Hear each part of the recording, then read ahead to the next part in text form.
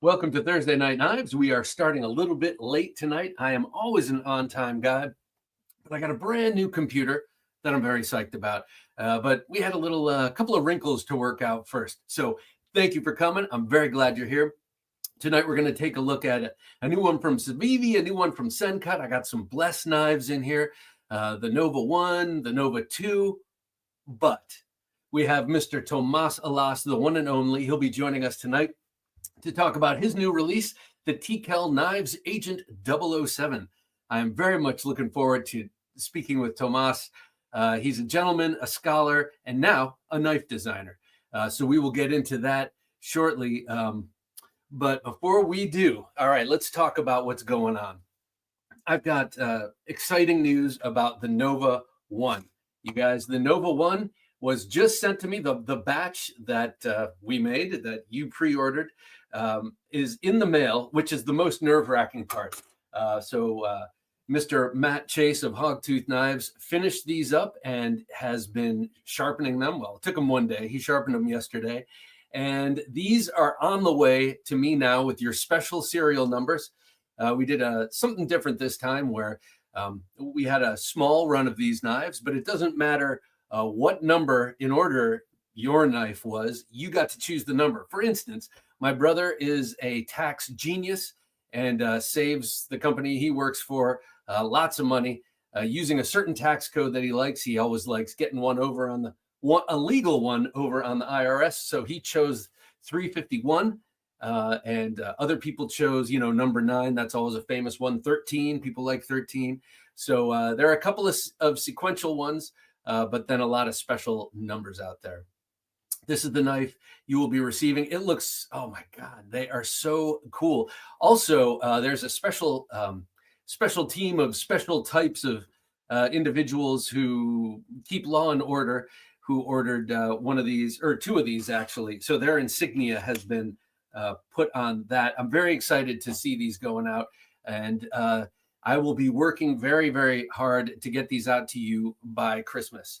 So I won't be working that hard. It's just putting them in boxes and sending them out. But that should be next week. Marco, how's it going, sir? Good evening to you, Jim and Junkies. Nice to have you here, sir. One Marco to a DeMarco. Have a nice day. Always a pleasure, sir. How are you? Good evening, Junkalos, he says, anxiously awaiting my DeMarco blade for Christmas. I can't wait for you to have it. It will be an honor to know that you're carrying that knife around. OG Blade Reviews. How you doing, Dave? Evening, Bob, Jim, and Junkies. Great that you're hosting Mr. Bond himself this evening.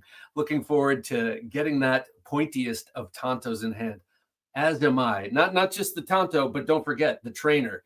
If you're going to carry this thing, the 007, you should probably get a trainer because it is a wickedly pointy blade and it does its job very easily. I don't know if you guys saw the really great video Tomas put out this past week. I believe it was after the Texas Custom Knife Show with one of the leftover ballistics dummies that he was disemboweling and beheading. He had a chance to test the blade in all sorts of ways in a ballistic dummy. And man, that thing is scary. James Hart, how you doing, sir? Good evening, all. Everyone sharp and rust-free tonight? Sharp indeed. The rust, trying to take care of that right now. Jason Cosby, pleasure to have you here, Jason. Evening, everyone. Awesome podcast, Jim. Thank you. And Adrian Fighter 35. That's how I feel. So now that I have this new computer, it's got a big old screen and I can really see your avatar well. And you look like I feel, at least in your avatar. Good evening, Bob, Jim, and fellow knife junkies. Hope everyone is having a great evening. Adrian, I hope you're doing great, sir. Stephen Clayton. Stephen Clayton would not miss a conversation about or with TKell Knives. Stephen Clayton is our resident TKell Knives expert. Coming up a very close second, of course, is Dave from OG Blade Reviews. Stephen carries all of the TKell knives he tells us about every week, and he doesn't look crazy doing it.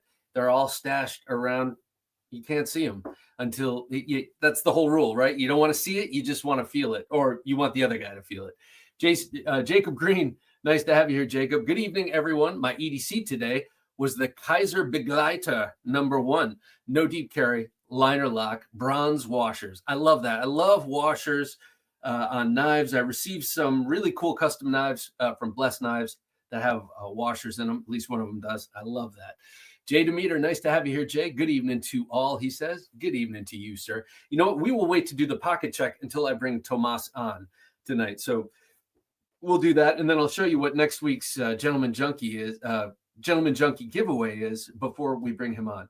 Craig Vincent, evening, Bob, Jim, and Junkies. Well, good evening to you, Craig. It's always a pleasure. You're not on this drop, are you? Split and Slices, nice to have you here, Byron. Howdy, Bob, Jim, and Junkies. Thursday Night Knives, he says. Under the pull, over the pull, over under pull. Manaja. Over under pull. Good to have you here with us. I was going to say, I don't recognize your name until I actually said it correctly. Jay Demeter says, someone get him some coffee. You know what? Who knows? I don't know. It happened weeks ago. Now I just can't drink coffee late night. I can't drink coffee like after dinner now, which is crazy. This is like my whole life. I've been a caffeine till the moment I go to bed, and now it's having a different effect. Five Door, good to have you here, sir. Five Door has the deepest cuts in his collection. Such a nice collection. He's got one of these coming to him, I believe, right? Yeah, Doug. Yes, you do. I know you do. Jesse, good to have you here. Jesse, evening all, he says. Evening to you, sir. Sword XXY. G'day, Bob, Jim, and Junkies. G'day to you, sir. It's good night here, but g'day to you. Knives are life. Howdy, sir. Howdy, sir. It's good to have you with us. Knives are life. Jay Demeter, see you have no new bandages. Nope, no new bandages this time. And the two blisters have gone away.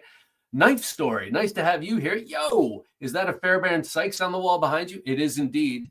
My brother got this for me, and then he recently got himself one, a legit one. He also got me the 1819 here, and several other, like a lot of them on the wall, actually. My brother's the best. He's so generous. Archer, good to have you here, Archer. Good evening, everyone. What a great way to spend a Thursday night. I agree with you, and I'm happy you're here. Thursday night is the beginning of the weekend, as you know, and I'm honored you're spending it with me and us. Addicted to Knives, hello.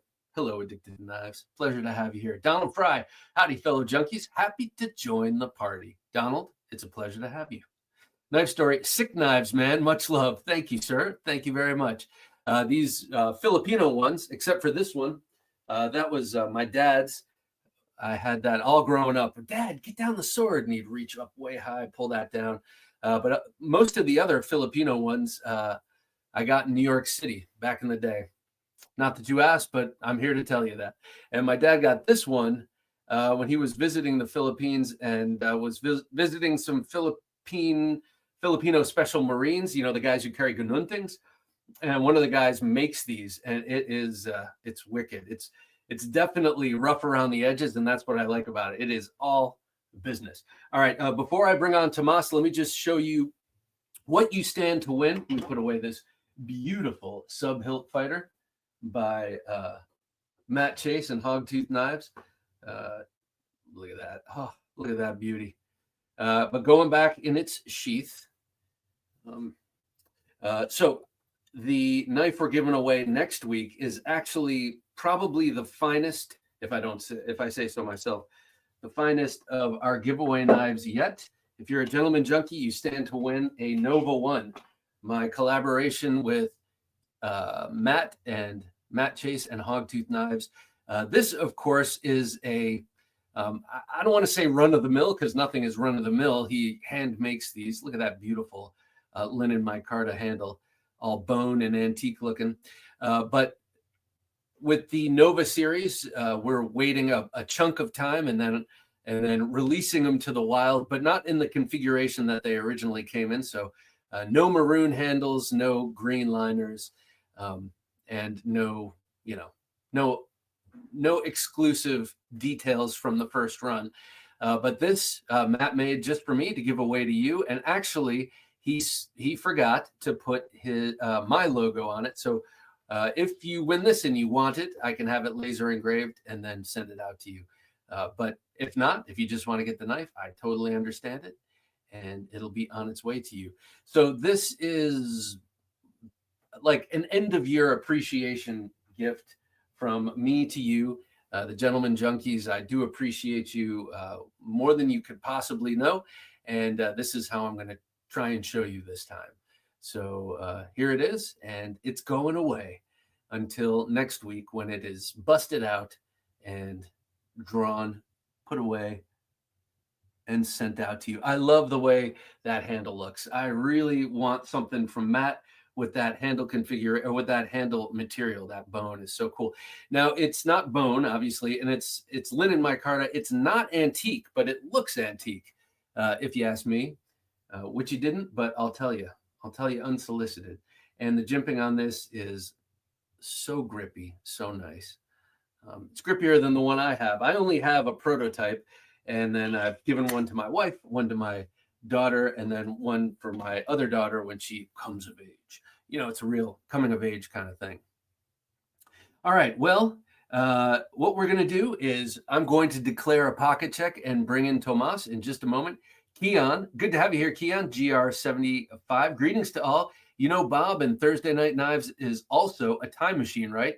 It's already 8 a.m. Friday morning in Greece. I had my taxi to Melitus there. ZT0808 in pocket. Very nice, man. I'm not sure if I said that right. What I was trying to say was honeymoon, but we had our honeymoon in Greece, Athens, and then Crete. We spent 2 weeks on Crete. Oh, manaj, it was so beautiful. Even made friends with a local cat we named Noi Noi. Groundfog, good to have you here, Groundfog. Jesse looks great. Thank you, sir. Oh, you're talking about the knife. Split and Slices says seasoned ivory. Bone looks great. I like that, seasoned ivory. All right, that said, let us now get to a pocket check. What's in his pocket? Let's find out. Here's the Knife Junkie with his pocket check of knives. Well, in this case, it'd be rather rude for me to just jump in and tell you what I have in my pocket without first introducing Tomas Alas and bringing him in. Tomas, how you doing, sir? Amazing. How are you doing? I'm doing great, man. Now that I got my computer working and we're up and running, I am psyched. It's very good to have you here, man. It is an absolute honor. Thank you so much for having me on, and welcome, everyone. Good to be here. Oh, man, you've got an infectious smile. I'm going to smile with you. It's good to have you. All right, well, actually, let's start with you. What were you carrying today? All right, so I ran up to the studio because I was like, man, it's Knife Junkie time. Let's go. So this is straight out from the shop. Left pocket, we have the amphibian from Microtech. I love this. It's ambi. I got the serrated version because I wanted that extra teeth, especially with the recurve. If that thing just pulls in, it's gonna slice and dice nice. Yes, so I got that. Working our way around, we have the Turner CNC Elvia V2, so it has that hollow grind to it. Now, cool thing about this is I'm carrying this in a Delta sheath from TKell. Oh, nice. So I sliced off part of the top so I could easily index it to get it back in, because that's a huge thing. And it goes both ways. So easy to carry. Working our way around. Speaking about TKell, the 007. How could I not? I know we're going to talk about this, so I won't spend too much time on this, but bro, it's bad. It's bad. And then the most important thing, I preach this every single time, is a flashlight. So I have the Nightcore MH12 Pro, super bright, very luminous. I love that.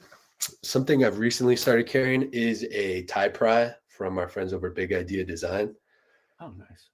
Super handy and TSA approved. So if you're traveling or you're looking for something that you need to open up a buckle or tighten a screw on a plane, this is a great option to do so. Well, you know, chances are you might have to tighten a screw on a plane, especially if you're on a Boeing airplane these days. Yeah, that might actually come up. Yeah, Boeing or Spirit, baby. That's where we're at. All right. Tell everyone, okay, so I'm kind of new to carrying flashlights. I mean, I always have one on my keychain or one in my bag, but I'm trying to carry one on my person. You told a great story when you came on the show. Why do you say it's the most important thing to have on? Oh, man, because you cannot legally whip out a knife and try to like tell someone off, right? But you can be like, boom, and light up their world legally. You could be, oh my gosh, I'm so sorry. Oh, I didn't even mean to flash you. It's so awesome because there's like no rules or regulations against it. It's a tool. I've gotten stopped before, like going into the fair, and I always go like, well, I have cataracts, so I need to be able to see at night. And they go, oh, okay. And I'm like, nice.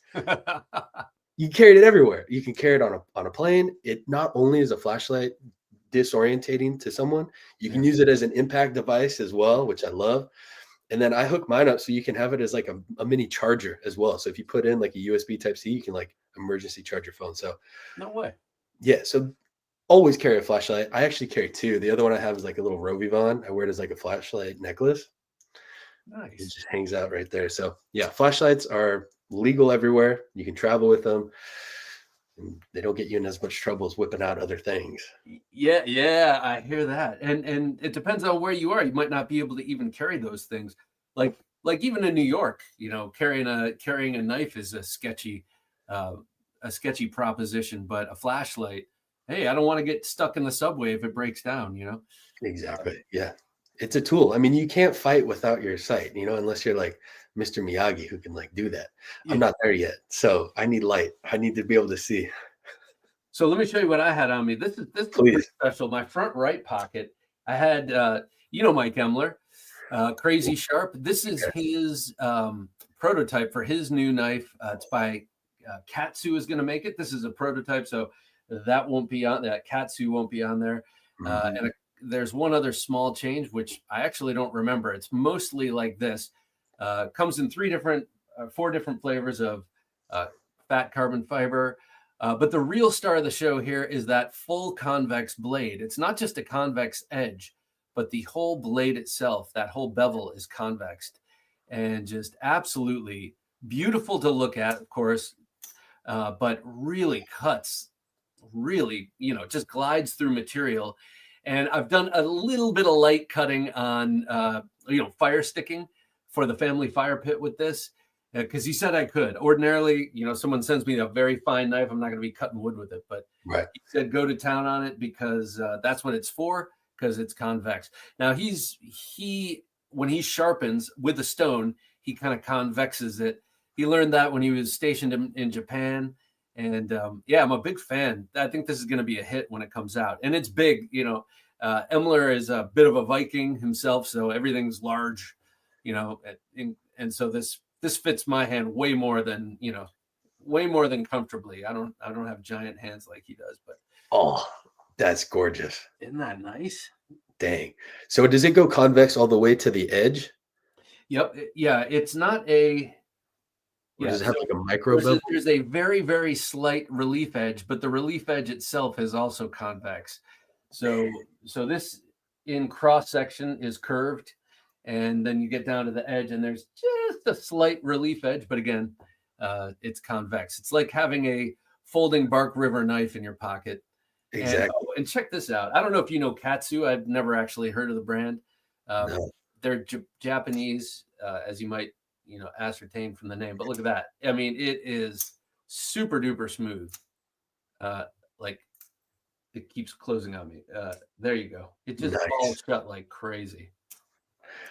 That sounds satisfying as heck. I love that. Yeah, nice click there. So I ordinarily wouldn't carry this, but he said I should carry it, so I did. I also had this, which is I'm a real fan of this. This is the new Jack Wolf Knives Big Bro Jack, and this one has bone covers. Now Ben Belkin always kind of claimed he wasn't going to do bone, or was very hesitant to, because these are manufactured overseas, and he's concerned about the humidity and the heat difference between where it's manufactured. Yeah, exactly. Not an issue. He first broached the natural materials topic with wood. The wood worked out well, and now I'm so psyched to see he's doing bone covers, because I'm a big fan of bone on slip joints. That is so classy. Looks good in the pocket when you're baling hay, and then looks great, when you're in a tux, one way or another. Now, I don't find myself in either situation too often, so but I love that thing, and it's very sharp, and it did baguette duty today. Oh, I don't have a very high speed, low drag lifestyle.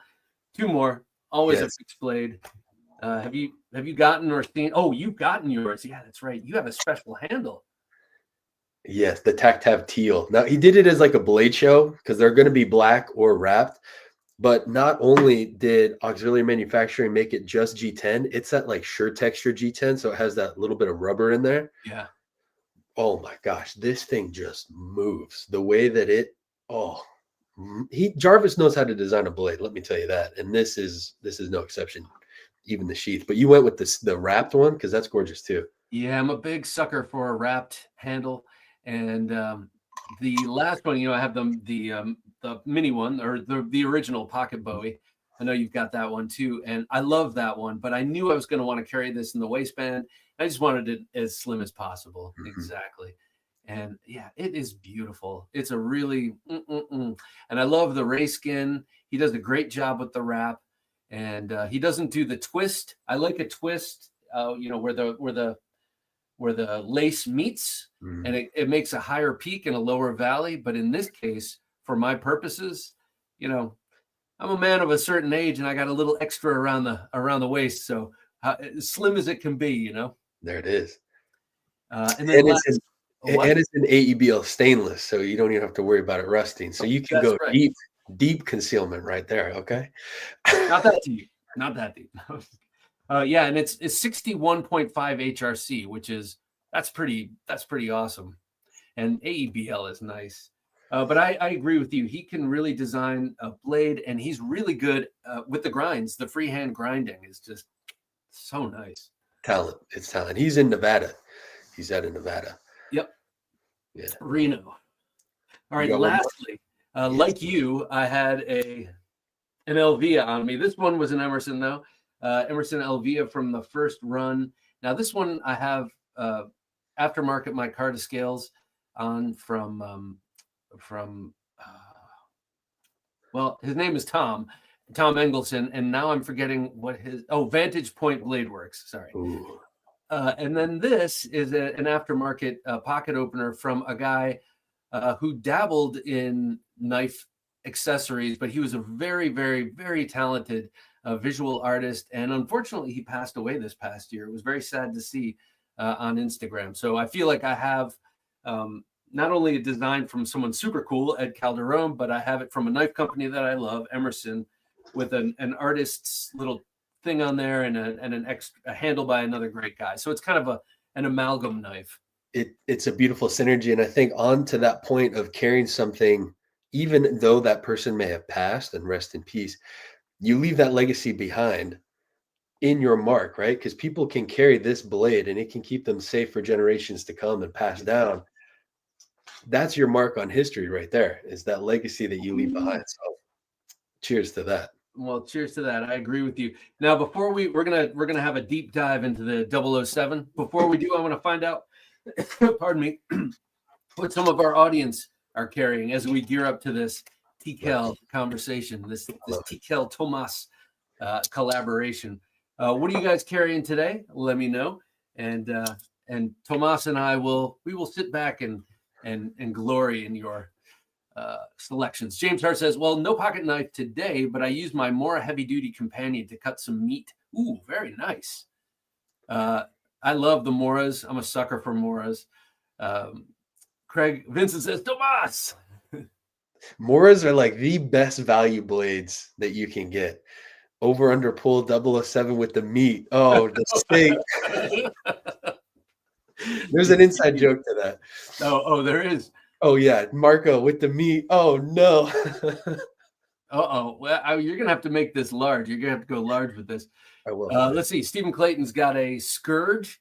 He's got a TKell Knives Agent 001, 002, 003, a Raider, a Taylor's Ridge, a Combatant, an Adversary, an FLN, a Guardian, a Night Guard, a Night Guard 2.0. He's a big fan. Night Stalker, CG, guy's combat grade. Nighthawk, Accomplice.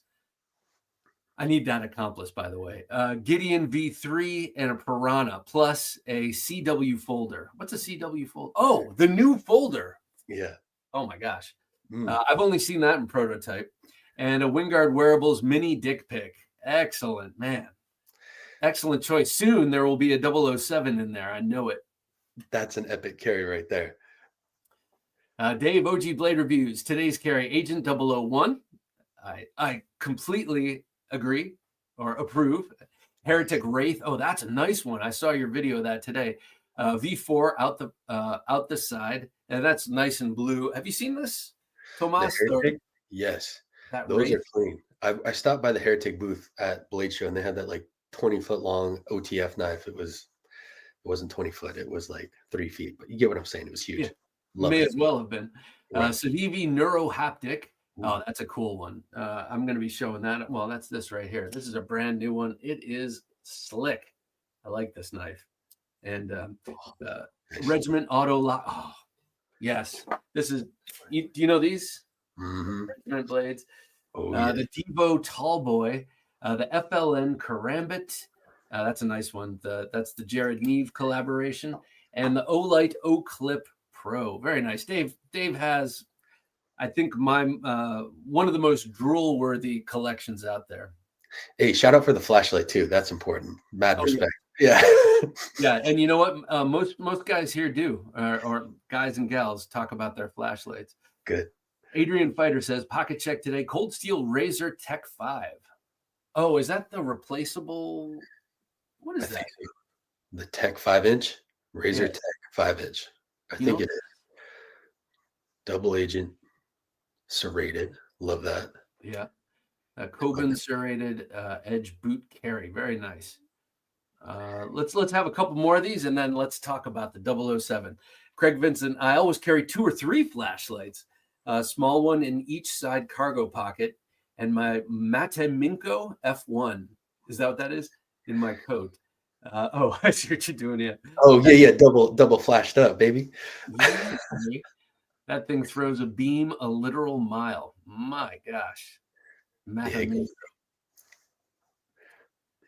Midgard Messer, J. Demeter, Midgard's Messer, Snake, D2 Steel Designer, Jorg Sprava, and Benchmade Full Size Crooked River. That was a nice one. That's one of those ones that got away. It didn't get away. I gave it away, and I wish I didn't. Yeah, beautiful. Gorgeous. Let's see. Byron's got the Spidey Police 4 and PD1 and the TPK Appalachian Ridge Runner. Hey, Tomas, do you have one that you regret getting rid of, or do you just hold on to every single one? I don't regret giving away a blade because it was for like someone that needed it. Yeah. But I think it was also like a Benchmade too. It was the Benchmade 710 McHenry Williams, like the old school one. Oh, yeah. Yeah. But then I was like, well, that person's like, they're going overseas, like they're going to need it. So I'm like, what am I going to do? Open some Amazon packages? Yeah, bro. I think it's going to serve you better where you need it. But then they came out with it kind of as a re-release. So, but other than that, I think everything has a good cycle of knife. It's whatever's meant to be will be. Yeah, there are some that it's not that I regret giving it away, but it's like, man, I wish I still had that. That McHenry Williams is a perfect example because I don't really like the one that they came back out with. I'm not as big a fan of how it looks. And I'm superficial guy. Knife looks mean a lot to me. That's true. There was one that almost got away from me at the Blade Show, but I found a way to acquire one. You want to see it? You want to see it? Yeah. I almost didn't do it, but I had to. It just haunted me in my dreams, and it was the CNC. Turn that right there. Oh, dude. Yeah, that'll do it. This is the single edge, so it doesn't have the double edge, but yeah, talk about 3V hollow ground, and the way that it just moves is just insane. So that was the one that I was like, I've never had a knife that like came to me in a dream again, where they're like, how dare you walk past me and not pick that up? So, yeah, we dropped some cash on that one. And his swedges are thin enough that you could probably put an edge on there if you wanted to. I just want to mention Fixed Blade Fanatics. I love your name. I haven't met you yet, but he's carrying an adversary today, TKell Knives Adversary. Ghost Keeper, I'll spare you the singing this time. There's a song I love called Ghost Keeper. Concept Damascus Fenrir, shredded carbon fiber, 2 Wraith. Oh, that's a cool one. V2 with orange peel. I love orange peel. Titanium with a sick hollow grind. All right, Tomas, pull it out, man. Let's check out that 007. Bam! Oh, baby. Now, real quick, before we get here, I just have to give a huge shout out to Dirk Pinkerton because Concept was brought up. I hope I can talk about it. his new budget versions of the inversion are coming with potentially concept. This is the prototype. I hope I can say this, and if not, well, we'll cut it. That's- We'll cut it. But Yes. holy smoke, this is a groundbreaking, like amazing blade with the wave deploy feature. You can use it as the ice opener if you need to, but yeah. Yes. So He I'm is a he big is fan. up there as one of my favorites, my absolute favorites. And a great guy, stand-up guy, but my God, that is beautiful. I had not seen one of these. I have one of the green prototypes from the Yes, from the one of the past runs, but I did not know that Concept was doing them or potentially doing them. potentially if it goes through. So if you guys enjoy the inversion, check it out. The unboxing just went live today. Yeah, it's incredible. But and he's just a great guy. But here it is, baby. This is the Agent 007 TAC-TAV Tonto in collaboration with TKell Knives. Huge thank you to TKell Knives for making this come to life. Oh, baby, she bad. I'll hold it up even closer so the camera can get a really good. Yeah, Oh yeah. that's it right there. That is gorgeous. Okay, so we tell us about the blade. Yeah, so it's a full fixed blade. A lot of people that are new to everyday carry, they're like, well, is it like half tang? No, it's full construction, similar to your TKell blade, the 001. He kind of approached me and said, like, hey, if we did a blade, like, what do you think about this? And I go, a Tonto design is a must. I love the penetration capabilities. I love the symbolism of it. And I'll show the knife that he knows that I love is the Night Stalker. Or Oh yeah. excuse me. Well, I love the Night Stalker too, but the Ops Hawk Tonto. But for a lot of people that I showed this to, they're like, yeah, it's cool. It's just too long. I can't carry that. And it's pretty stout. So I was like, this is the blade right here. A really aggressive Tonto tip. I heard concerns already and I could kind of like see them ahead. They're like, oh, it's fragile. It's going to snap off.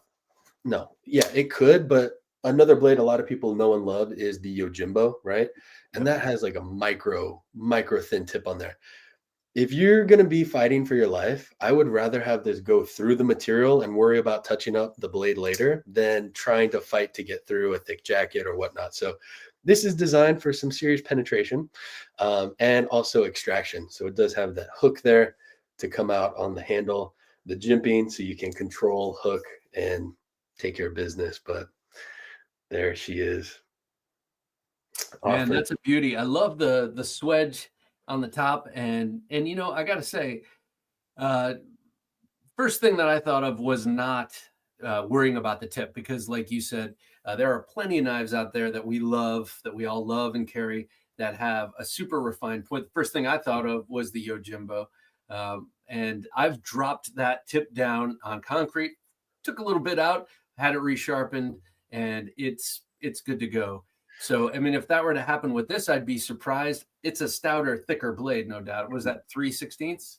Yes, sir. And even just after the ballistic dummy test, I sent it to TKell. And so we're even making it a diamond tip too. So the swedge isn't even going to go complete. It's going to have like a little bit of an even more reinforced tip just because. But yeah, here's the other thing. You're going to be using your knife 90% of the time for detailed cutting work. And this, in a medical sense, is going to be able to get a splinter out, pop open some zip ties. It's going to be more handy, and it still has that carving functionality. I used it last night on a steak, which Nice. I'll fill you in on later. Okay. But it's an all-around versatile blade because of how precise you can be. I mean, think of an X-Acto blade or a scalpel. That's exactly the influence behind this. Yeah. Oh man. Yeah, I'm a big fan of that blade shape. It's a Tonto. Let's see, 5-door. Today's carry was an Emerson Com 7. Oh, nice. Nothing Solid. else. It's all you need. But I'm a big fan of American Tontos, but I love the extended front of that one and how thin it gets. Man, TKell crushed it. He is a blade wizard. Oh, And I think it's only right to show these together because they're a great match. They're a great pair together. We got the 001 on top and the 007 there. oh yeah. Oh yeah, baby. Yeah. So Well, cool. I'm going to be double carrying, man. Bro, I'm honored. Microtech MSI, Kaiser Harpoon, and an Olight arc Feld. That's a nice one. Yeah, you're talking about him being a blade genius, and I agree. He had a lot of trouble, not trouble, but it was a journey, as everyone's on a journey, getting this curve, because I wanted not such a descent from the top, but I still wanted the double edge and sort of an even, almost diamond tip at the front also. And that took him some real doing, and he did it. And so hold up the tip of yours again, like real close. Yeah. Oh my God. Oh my goodness. That is so acute. That is wicked, man.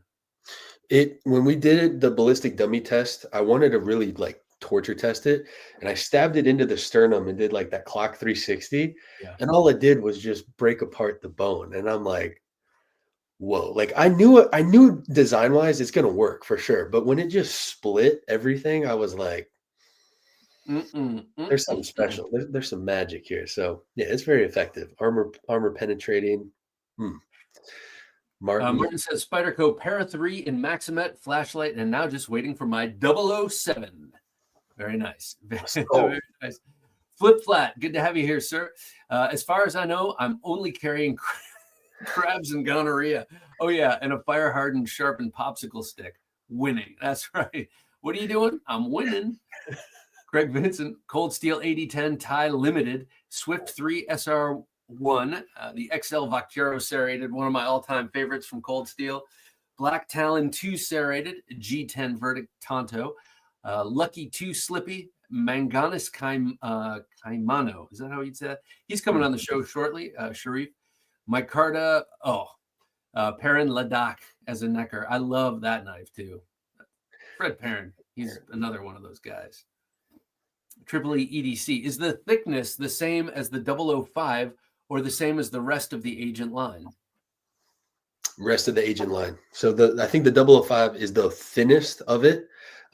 This one's definitely going to be same thickness, 3/16 with a nice distal taper. Gorgeous. Evening, Todd. Good to have you here. What's the actual blade length on this? I was wondering. It looks like it's got a slightly different handle to blade ratio than the 001. It's coming in at 3.65 inches. So it's extended out just a hair over some of the other agents, especially the 002, if I'm not mistaken. Yeah. It's a shorter one, the 002. This is the only other agent I have currently. I've got to change that naturally. Triple E EDC. Bob, I haven't seen you in a while. Damn the algorithm. That's a strong beard. Yeah, a little too strong. I gotta take it back a little bit. Triple EDC is great to have you. Tomas, the 007 looks amazing. Were you pumped to get the James Bond moniker?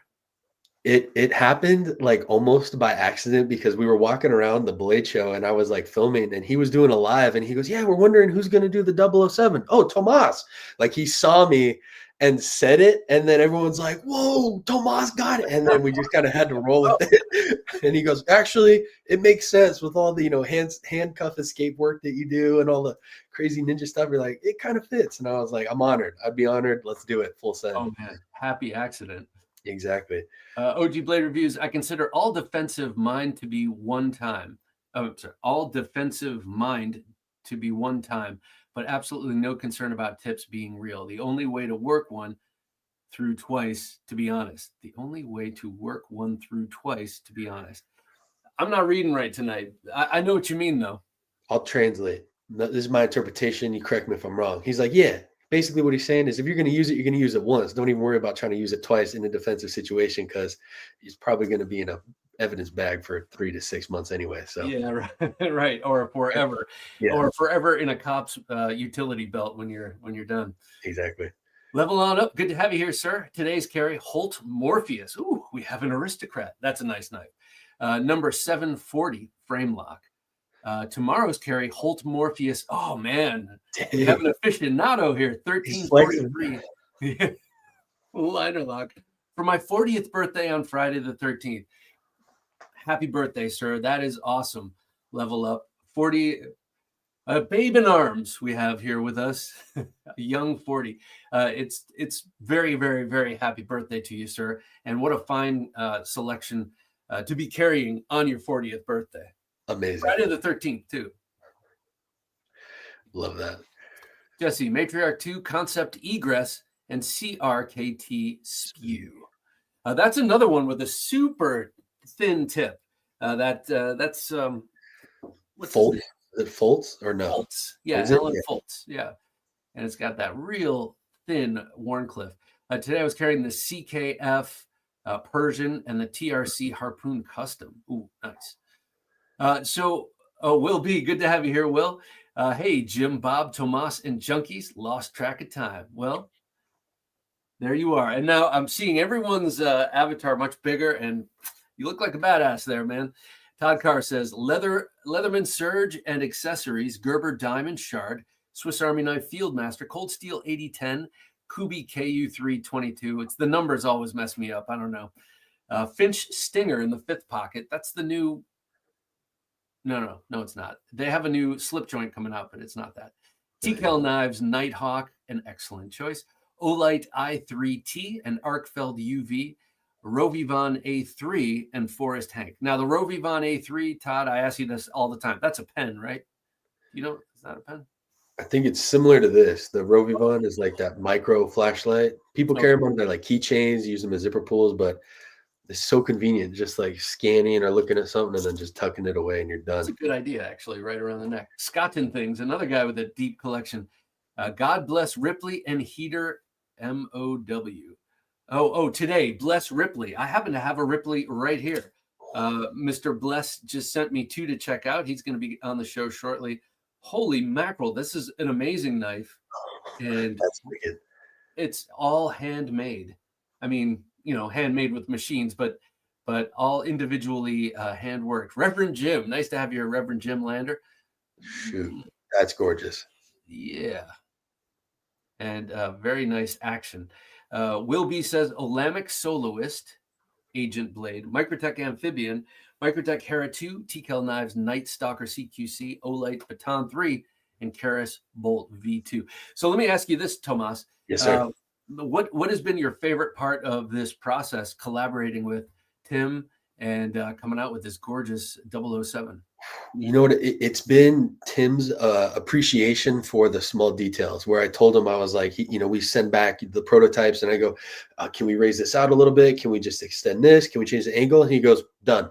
And I'm like, oh, okay, thank you. Like, I didn't have to explain anything. He goes, if you've been sharpening blades, you've been using blades, like not to have a super thick recasp so it doesn't stick, all the things. Like, working with him has been a joy. It's also comforting to know that he's a veteran as well. Yep. Go Marines. So I love being able to support and work with a veteran-owned business, and just be able to have a dream come true, to be able to call myself a knife designer now, but also know that this is going to help keep people safe. Hopefully they don't ever have to use it, but at least they have that mindset of knowing, like, I feel confident going into any situation, knowing I have something capable that's purpose built. So all credit to TKell and his amazing team there. Yeah, he is he's a great guy. His family's awesome. And when we were working on the handle, I wanted the jimping, the 3 jimps. One is for my wife and 2 daughters, and then the other is for the Father, Son, and the Holy Spirit on the back. And or it doesn't matter which one is which, but I remember when I first brought that up, he brought it to his old machinist, who was like, oh, I don't know, we're almost already done. And he's like, make it happen. And because I was like, how hard can it be to put 3 jimps in there? But this is me. I don't know. I've never worked CNC. I'm going to change this, but I've never used a CAD design or anything like that. So for me, it's just like, I just drew it on this napkin. It should work like that, There it is. And I think it's also important because there's some people that are probably going to watch this later that maybe like just finding out about this blade. You kicked off this series with the Agent 001, and we can accredit this amazing handle design to your martial arts background and your design as well. So it's an honor to be able to have a lineup and to even have a blade as close with you. It's just incredible. So. Well, and then the hand. Well, thank you. That's a great compliment. But the handle was also a real collaboration between me and Tim in terms of he changed the curve here. He made it feel comfortable to his hand. My drawing was just a drawing, And so, yeah, like it's exciting to have you, not that, you know what I mean? It's cool to have you following on to or being a part of this agent series, because now I feel like it's like a star-studded series. You know what I mean? It's lined up and it's incredible. Which one of the things that I wanted to also highlight is that it's so important to get a trainer. I can't tell you how many times I've trained with your Agent 001 trainer. Oh, cool. Get one, people, please. I mean, seriously, the 007 is going to come with a trainer as well, and I'll show it in comparison to it. And as a martial artist, you know, being able to practice those repetitions of drawing out your blade and accessing a cut, do it safely with a trainer. Seriously. Yes. Yeah. No So doubt. important. So important. When you Especially say it comes with it, you're saying it's on offer. It doesn't immediately come with it. You have to special. correct. I say that it's gonna, make sure that you order it if you want, but they're $50, which is like unheard of. There was a major mess up, and Tim talks about it openly, so I can share it. Someone messed up royally on a whole batch of the 007s. And so he goes, we can't sell them, but I'm only going to charge people for the kydex and the screws. And I'm like, are you serious? So we can make the trainers available for everyone? He goes, let's do it.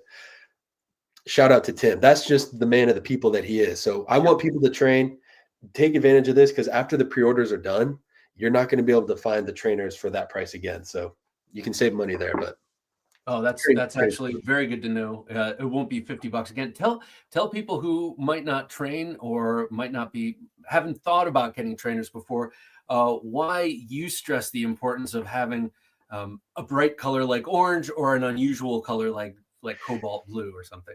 Yeah, orange or blue, something that your eye will associate with safety, because you don't want to accidentally grab, like, let's say, an aqua colored one, thinking, oh yeah, I can train with this, and you end up slicing yourself or your partner.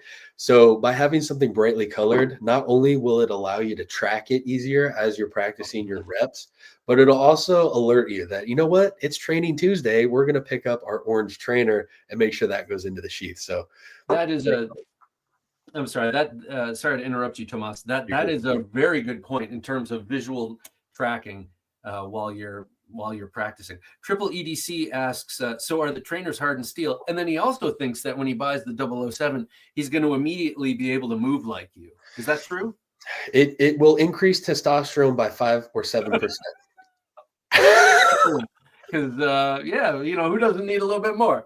I'm kidding. You know what it will do is that it will give you that confidence in clearing your garment and practicing a deployment, being able to work around control. You don't always have to cut everything. Sometimes it can just be used for control.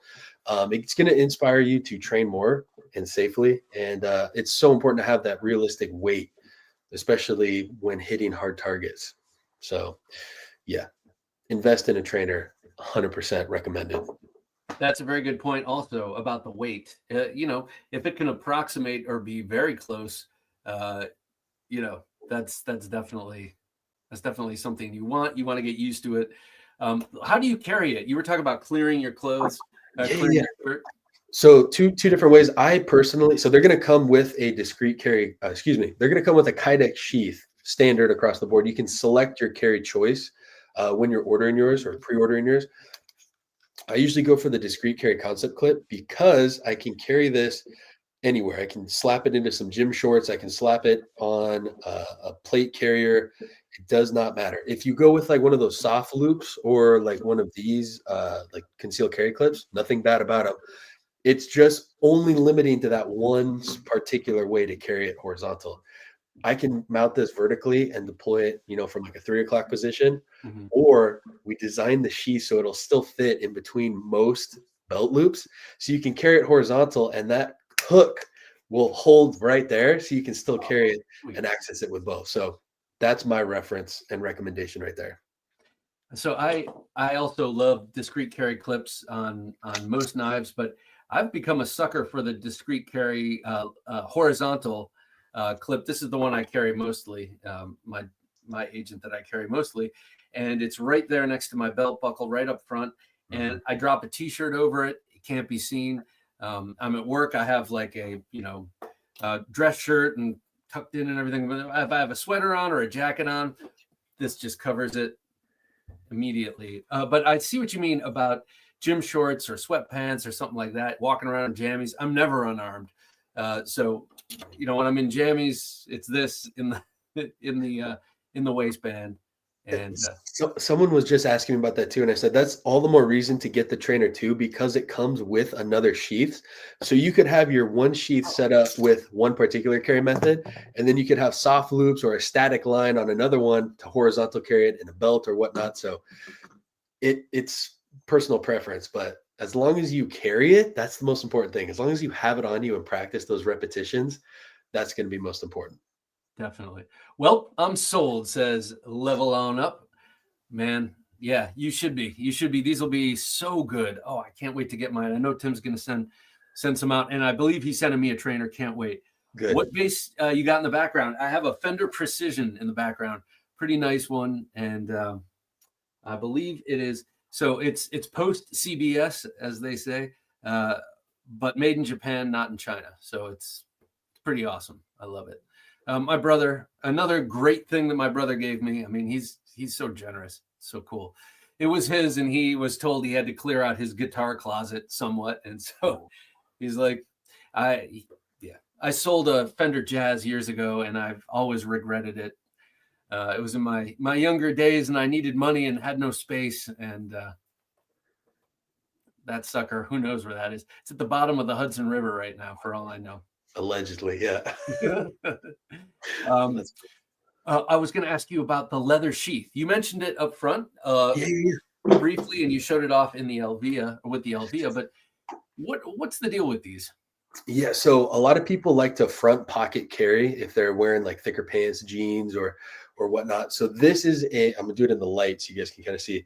This is an ambidextrous sheath, so you can put it in either way. I'm gonna use the trainer because we're safe here. So you can put it in this way. You only have 2 fingers or 1 finger to grab it with, which is nice because it'll fit below the pelvic line. So you can squat and move comfortably without worry about it, interfering with that.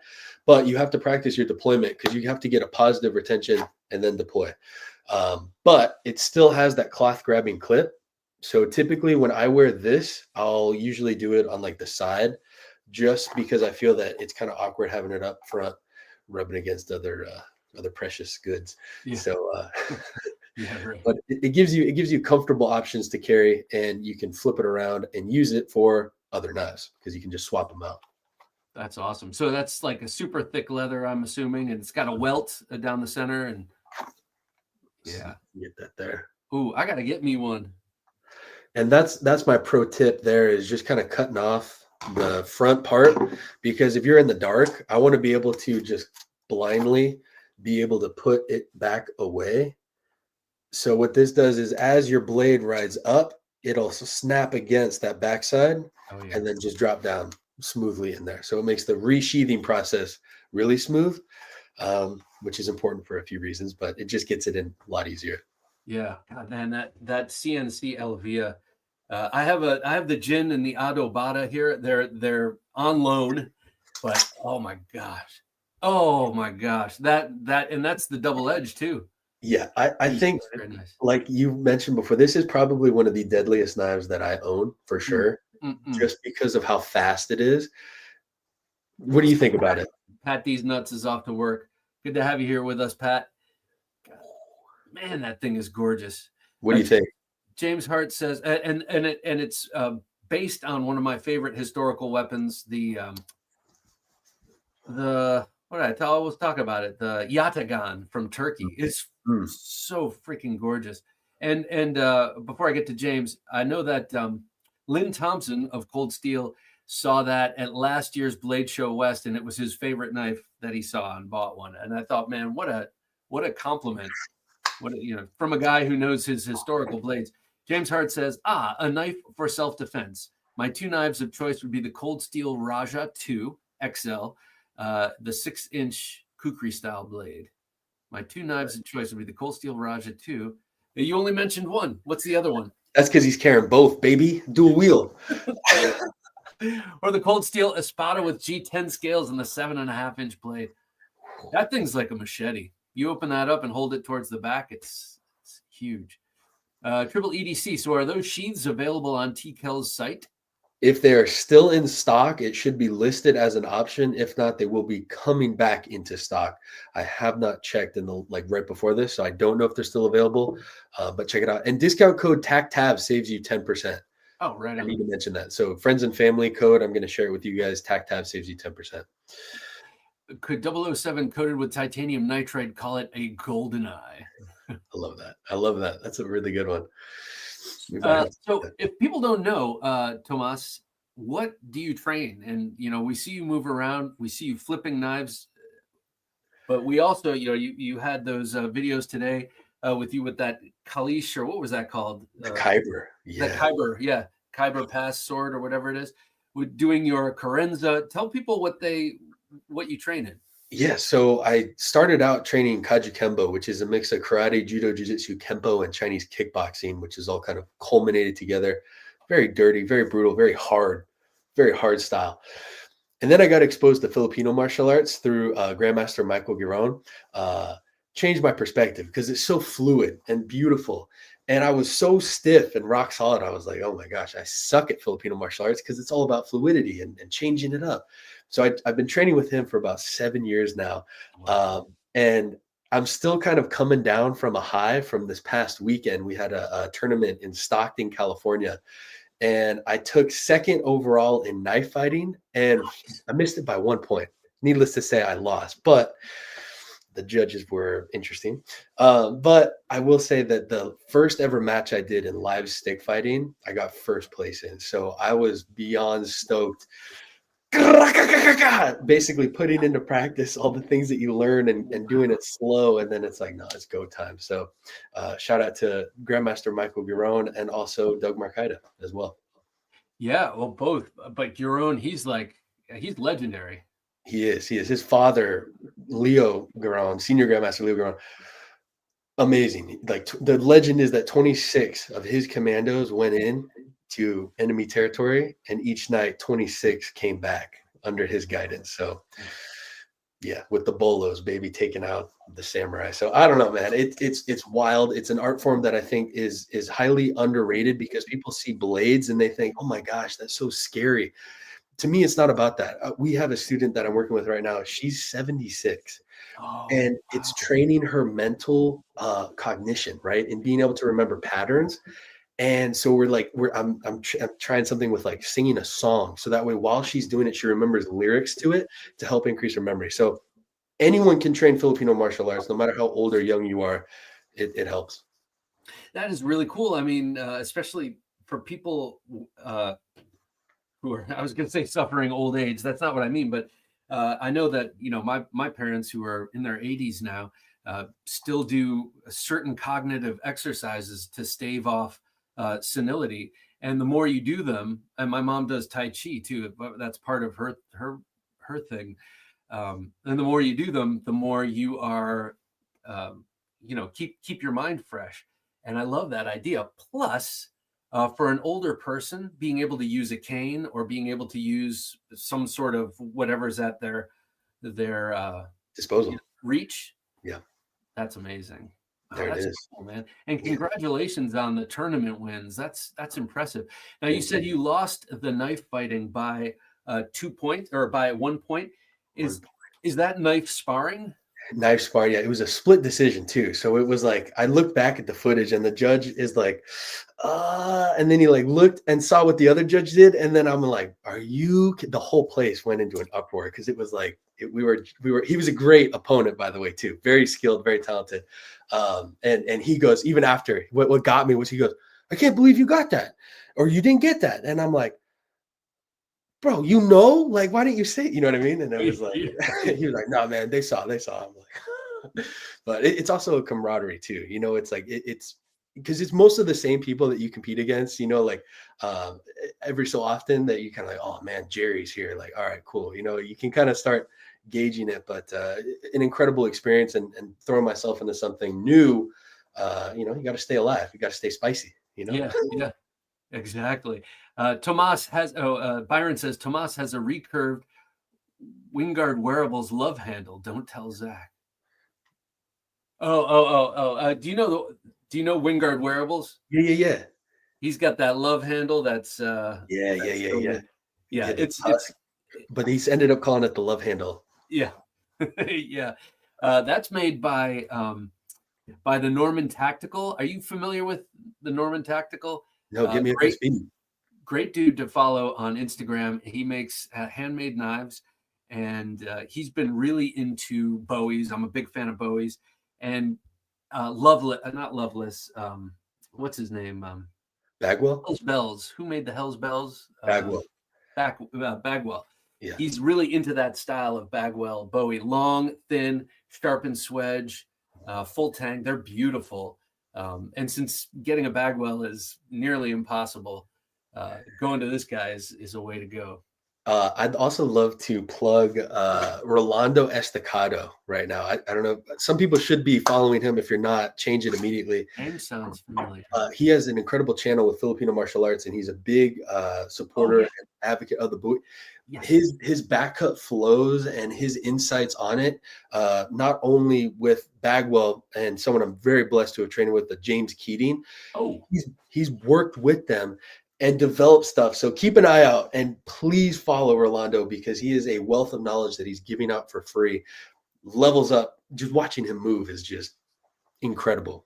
He did a video recently comparing various cold steels that you can buy, like the Laredo or the Natchez, to the Bagwells. He's got a sick collection, as well as like he's a great guy. I mean, I haven't met him personally, but he's commented here a few times. And the way he moves, he does a lot of flow, Carenza kind of stuff on his channel, which I think it's so cool. Yeah. Oh my God, his collection though. Bro, I mean, he's got everything. He's got everything. It's incredible. And what was cool was that when we were at Blade Show, when we were walking around, his partner in crime, Robin, surprised him with his brother and got him a Bagwell Bowie at the Blade Show. Bro, where do you find amazing partners like that? Let me know. Okay. If anyone knows, findmyknifewife.com. Yeah, amazing. The incredible people. And I think that's what I love about going to the shows. And if you guys haven't been, go to the shows because it's an incredible collection of people. What was Blade Show like for you? Oh, Blade Show was awesome. Oh, wait, before I tell you about that, I have a knife wife. She hasn't got me a Bagwell Bowie, but I met her knife fighting. So, I know that she and I can go back to back and fight our way out of a bar if we have to or whatever. Not a bar anymore. I guess now it's like a restaurant or something, but and get the girls in the middle. Actually, my girls are pretty good at my one daughter she doesn't hug me. She turns the elbow and knees me in the thigh. That's basically her term of endearment. But knife wife. I love that. My Blade Show was awesome. And actually I got to handle a Bagwell. I don't know if it's the same one he got. But it was, I was walking around, how, the large room over on the right when you walk in has all the older stuff and the collections I love all that stuff too. The Randalls and all that kind of stuff. A guy had Bagwell out and I was like, I'm not buying it, but can I please? And he's like, sure, man, go ahead. And it was just so cool to hold. And I didn't flip it around or do anything with it, but it's just like, chorus of angels. If you remember, what was the handle like on the Bagwell Bowie that you handled? The one that I handled was a coffin handle. It was coffin? Cool. Yeah. Okay. The one that he got had a big guard. Yeah, the guards. So something that's really cool about that is that he would like have you measure your hand and send you like the hand dimensions. And this is stuff I learned while watching Rolando. And he would measure it in conjunction with like your hip joints to tell you how much power should be generated via the length. What? Yeah, that's nuts, man. Next level. And I believe it, man. I mean, I think blades have a soul, and it's beautiful to see how different ones move. So that's cool. Oh yeah. Adrian says, a question for Tomas. Is there such a thing as training with real blades? I have no experience with knife training and was just wondering. I train MMA, but never knife fighting. Yes, there is. Have I done it? Yeah. And is it fun? Absolutely, but it's also scary. And here's two things I want to say on that. One is it's in your mentality, right? If I go in knowing like, oh man, that's just a foam little thing, and you treat it as such, then your body, you're not going to have that same level of respect. if you get like a taser out, because we've done like taser sparring as well, you kind of move a little bit differently. Because you're like, oh man, if I get hit, I get zapped, right? Yeah. It's not going to be the same as like with a butter knife. So I think it's in the mentality of how you train, and then slowing it down so you can actually break down principles and get your distance and timing right. So yes, but get a trainer, just like the 007 trainer, which are dropping now. Discount That's code. right. So why did you omit, or let me read Craig's thing, and then I have a question for you about the Yeah. 007. The best thing about cold steel large folders, even if you have no discernible skills, they can be used as blunt force standoff weapons by throwing them. They're like aerodynamic rocks. Look at that, man. Just love it. Right there. With the snaggletooth on the top.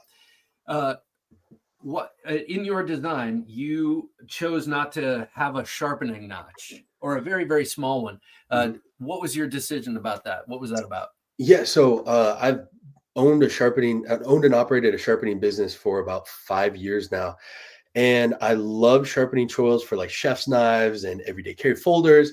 But it also comes through extensive organic medium testing on a variety of things such as ballistic dummies or other. And a lot of times when you go take, for example, cardboard, right? You're cutting through cardboard and you go too deep. Hmm.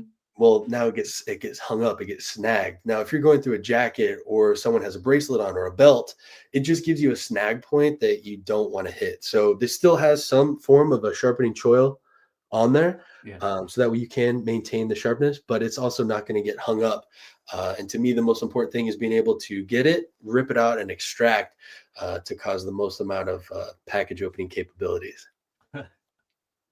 I really like that detail. I think it's really thoughtful, especially for what you designed it for. I know a lot of people might design a fighting knife and just make it look as aggro as possible, but I think that detail is a good and subtle one. And yeah, so have you done organic medium testing on like pigs and stuff like that? Yes, sir. Yeah, I love bacon.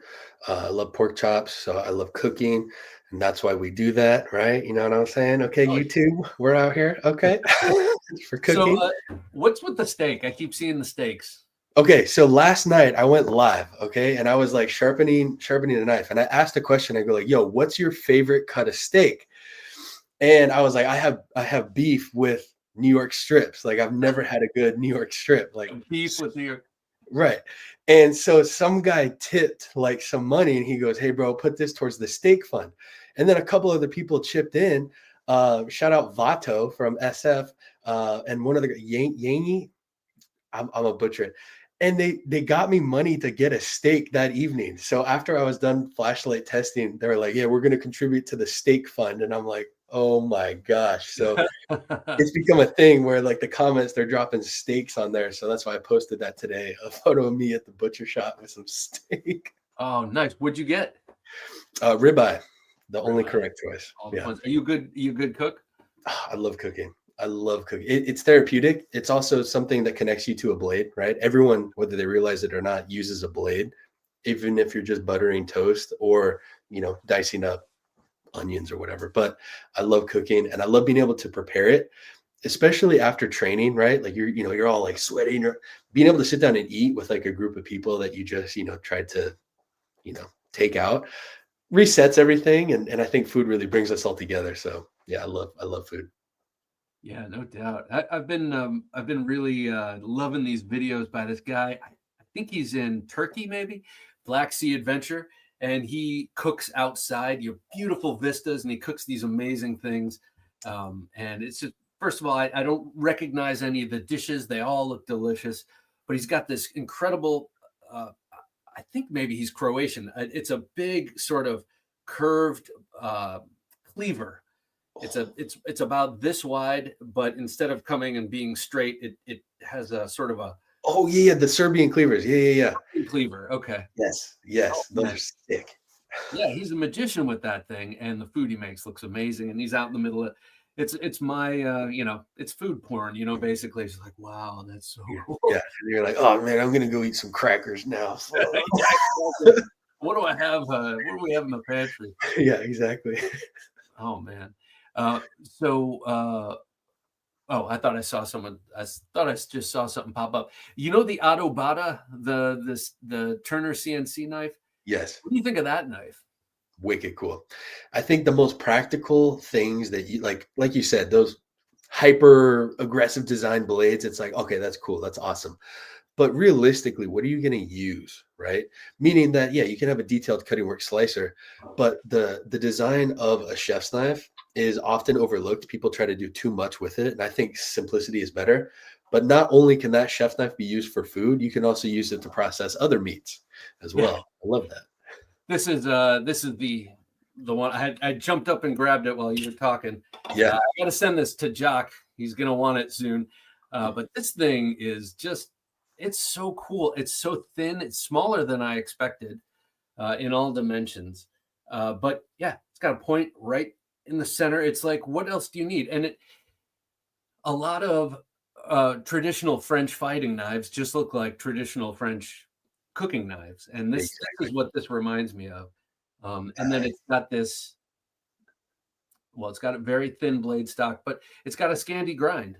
It's very simple, and then it's a Sneak Reaper design, so it's got the Ed Calderon notch on the back in case you're going to go pickle with this thing. Yeah. A really unique blade, and unique in its kind of plainness. I hate to put it that way, but Simplicity is gorgeous. And it, like when you were in that reverse grip, you got that little Michael Myers hitter right there, man. so cool. I need to get some Turner CNC in my life. I mean, I do, but they're always loaners, and I always have to send them back. It's like I need to do something a little more permanent and get something from him. Turner and the shop, they call them like shop gimps over there. They are like the way that their mind works and their customer service is top notch. So you can't go wrong with a Turner CNC. It's one of my favorite knife brands next to TKell Knives for sure. Triple E EDC says most of my favorite EDC fixed blades are bird and trout knives or similar. Why? Simple designs just work for so many applications. True. Yeah, I'm sorry, go ahead. That's what I said. True. Exactly. What are you using every day, right? Something small, concealable. You're not going to scare anyone. It's easy to use. I was just talking with the brothers Fisher, the Beckwith. Oh yeah, baby. And I love this knife. And Chaz's brother, Chaz Fisher, his brother is John Fisher, who's been making outdoor like hunting knives for years and years. He's designing an EDC that is not so tactical like this. And it's yeah, exactly. And it's based on the bird and trout. And I think that's a perfect idea. Bird and trout knife, just a small drop point blade, make it beautiful, put it on a handle that feels great. That's a great way to go. There it is. You bring back that comment. I think they were talking about ribeyes, baby. Yeah. Okay, so I am crap with a grill. I'm good over an open fire, and I'm good on my gas stove, but I botch everything when I do it on the grill. Yo, my mom taught me this trick about being able to broil a steak. At first, I was so against it. I go, "That's sacrilegious. Cast iron, no." Yeah. 450, 15 minutes, comes out crispy, perfect, and it's so easy to clean up as well. So I say give it a shot. If you're feeling adventurous, use that adobado, and Yeah. Here you go, Jack. It's got a little bit of meat on it, but so are you saying put it in without searing it on the cast iron? That's it. I literally, the steak that I posted on my story on Instagram at Tactical Tavern, that was a broiled steak because I didn't want to get everything out. I was like, all right, it's like 2:00 in the morning. Like I got to finish this. Literally just salt, pepper, maybe a little garlic, something. And it's on like a little rack, like one of those little like drying, grills, like mini things, right? You just sit it on there, throw it in there, and your life will be changed, bro. It's so easy. Man, never met your mom, but I believe her already, man. Yeah. She was the one that got me into sword fighting. So I trust her. Yeah. How did that happen? Oh my gosh. Like watching like Zorro and like Lord of the Rings. And she was like, we're gonna, because I always like, I didn't have like the respect for it when I was growing up, right? I was like out there like whacking people with sticks, and they're like, no, you have to have respect for the blade. So we're going to teach you some basic principles of that. And so, yeah, so she taught me how to like the basics of like sword fighting. So Shout out to my mom. She's badass. Yeah, she sounds like a sword mom. I mean, Yeah. that's pretty cool. There it Jim, is. can you bring up that last comment? There was a comment that I don't remember what it was now, but I wanted to talk about it. And also, while we do, let me show you these two because someone mentioned this before. The Blessed Knives Ripley. Check these out. So I showed you the Ripley. Yes. This is really cool. It looks, I don't know if it's named after Ripley in the Alien movies, but it has a sort of alien, sort of futuristic look to it. All titanium. These are made one at a time. And I'm going to find out more about how they're made and stuff. But according to Shane, I think Shane told me this. They're just really like one at a time, labored over, kind of hand and machine, machine assisted, I guess. And then this one is what's this one called? Oh, the Defiant. Look at that thing. Dang. I think it's beautiful. I generally am not so into that kind of carbon fiber, but I think it looks cool against that black stonewash, that acid stonewash blade. Slightly crowned spine. The jimping is awesome. I think it's hand filed. It looks like it's hand filed. And it's just so interesting because I frequently have custom fixed blades in my hand. I have a big collection of them, and I've had a lot of loaners and that kind of thing. But it's very rare that I have a custom folder. I just don't have any, or like I have 2 or 3. Man, I'm getting some like 80s retro vibe from that handle, and I love it. Yeah. That's so cool. And I like the detail of the thumb stud matching as well. That's so clean. Oh yeah. So do you have many customs in your collection, be they fixed blades or folders? I do. One of my favorites, because I love Bowie knives. So one of my favorites is from Jeremy Valentine from Valvian Edgecraft. It's called the Hondo. And they made one after, but he did like this napping finish. I didn't bring it up here, but it is just stunning. It is stunning. The weight, the balance, the feel. He makes some incredible blades. So that's probably one of my personal favorite ones from my instructor, Brian, who got me in touch with him. He's like, you got to get one of these. I'm like, done. So you say napping finish that looks kind of like a rock pattern or something on the... Exactly. Yeah, like that obsidian along the blade. And then it has, it's like a Bowie knife, but it has like that downward slant to it. A little bit more of like a Warncliffe style. Work Tough Gear actually made like a production run of them. But I got one of the real ones. Oh, nice. Ouchie, good to have you here. Howdy, he says. Howdy to you, sir. Malcolm Holt says, your mom sounds really sharp. Yes, she is. We got a bunch of punsters here tonight. I love it. Ripley believe it or not. Five Door says, not machine assist. Donnie Bless does it all by hand. I guess what I meant by that, not machine assist like Princeton Wong. I mean more like he didn't cut it out with a saw. Like he had like, I guess that's what I mean. But to Five Doors' point, yeah, these are handmade one at a time, obviously with tools. I guess that's a given. But I guess when you say machine assist, that's like CNC machine assisted. That's what they mean, and that's become a regular term now, a term to art, machine assisted custom. Mac, M-A-C-K. James Hart says, tomorrow I will be getting the Condor Knife and Tool Francisca throwing axe. Ooh, I have one of those. Not a Condor, but a Francisca. It's a French style throwing axe. I like throwing tomahawks, so I will give this old design a try. Are you any good at throwing tomahawks? I am. I love throwing tomahawks. I used to actually like instruct tomahawk throwing as like one of the first jobs I ever had. Yeah, it was like it was so fun. And so like there's a place that I'll go to, and the best thing is like I'll act like a complete novice, right? I'll be like how I'll grip it like awkward and like overpower it. And then there's always that one guy that's been like, man, no, let me show you. And I go, oh dude, like let's put $20 on it, man. Like he goes, all right. And yeah, it's going in, baby. It's going in. Yeah, I love it. I love throwing tomahawk. You're a tomahawk throwing shark. Craig Vincent says, Bob, Tomas, try sous vide. I'm not sure if I'm pronouncing that right. Sous vide. Yeah. Sous vide. Oh, sous vide. I no longer cook a steak any other way. It will change your steak life. You might even enjoy a New York strip. Any chefs here? Am I wrong? What is sous vide? So sous vide, to the best of my knowledge, is basically putting it in a bag, bringing it up in water to like a certain level of temperature, and then searing it.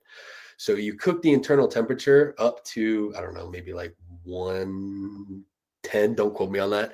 But then when you sear it into like a really piping hot pan, you ensure like a perfectly cooked and very, very tender steak. Nice, without it being like blue in the middle or something like that. Triple E EDC, man, steak fun loves broiled steak. Oh my God! All right, I gotta salute this. Thank you, man. Thank you. I do appreciate it. Let me salute you with this special Bowie. We're talking Bowies. I'm going to salute you with this right here. This is the Shining Mountain Bowie from Bark River Knives, one of my favorite knife companies, I guess. I mean, I say that about every knife that I love, but I love these Bark River knives. We were talking convex edge. This has a convex edge all day long. This is a pattern actually created by Mike Stewart. I always say Dave Stewart, but he was the keyboardist he was a keyboardist. Mike Stewart, when he was with, man, I don't know, this was even pre Blackjack. He created this. I think it was maybe he was with Winchester knives or something like that. And this style Bowie appeared in Inglorious Bastards. You remember that with the crown stag handle, carved in swastikas on people's foreheads. I love this knife, and Triple E EDC. I'm very grateful, man. Thank you so much. I will get that steak. I promise you, I will get that steak. Here's to you, buddy. Thank you. And here's your flyby or swim by. It looks like a shark, kind of. Look at that. Stacked leather handle too. I'm a sucker for stacked leather. Gorgeous. Ooh. There it is. Now, Bob DeMarco, you're in on the steak, baby. You know what's up now. I feel kind of not only honored for that contribution to the steak fund, but for bringing me in on the joke. I appreciate it. Yeah, beautiful. And I'm looking forward to having some steaks with you the next time we're able to get together. Absolutely. March, are you going to Blade Show, Texas? I must. Yeah, I feel I must too. As a matter of fact, last year my wife was like, "Well, why didn't you go?" I'm like, "Oh, everyone's at Blade Show, Texas," and she's like, "Why didn't you go?" And I was like, "Yeah, why didn't I go? I got a family, and I don't just jet off to Texas anytime. I'm up here in Virginia, so but I got her blessing last year, so there it is. Then I've never been, so I'm excited to go. oh man, I haven't been there either. Oh, what'd you think of the Texas Custom Knife Show? Did you have fun there? Oh, it was a blast. It was so cool because I got to go with Doug Marcaida, and we ran through so coming up this Sunday on our other YouTube channel called Sharp Talk, we're going to start featuring some of those makers from the Texas Custom Knife Show. I believe we're starting with Fury's Unlimited Custom Knives. Yeah. F-U-C-K. He did it intentionally. Amazing. The people there, I love Texans, incredible people. And I also enjoyed the ballistic dummy tests that were going down because they had the makers, they recreated like Fortune Fire. So they had them go home, make a Bowie knife to go test on the ballistic dummies, and all hell rained loose. Oh, those were cool videos. I enjoyed the video of you hacking and slashing, and then you licked the blade. I was like, huh. Yeah. I could, Steak, baby. Where you were in that. Malcolm Holt says, "Where's the Blade Show?" Thanks. Anyway, before I get to that, I could feel your enthusiasm for it. Like, you were just going at it. But where is it? Is it in Houston or Dallas? I believe Dallas, Fort Worth area. March 7th and 8th, maybe. So Triple E EDC was from Houston, and March 7th and 8th. Cool. Oh my god. Yeah. I gotta do this. Texas Custom Knife Show, I believe, was in Fort Worth, but then the Blade Show Texas, I think, is going to be in Dallas. Maybe I could be wrong. Well, no, it's in Fort Worth, and then the one that you were just at was in Conroe. Conroe, Texas. Yeah. And it was cool. I I had the best Mexican food while I was there. It's funny, like up here, there are a couple of places like small mom pop chains, but it's different from eating Tex-Mex. It was so, God, man, that's all I ate while I was down there. I was like, I could try a different restaurant. Yeah, no. Over under pull. Anyone going to SHOT Show Las Vegas? Have you done that? Yes, sir. I will be there. Oh yeah. Have you gone? I have not. No. Are you into the pew pews? Oh yeah. Oh Okay. yeah, big time. Yeah, it's good to have balance, right? I like things that go bang. I like things that go. Yeah. Yeah. um, yeah, I'll be going there.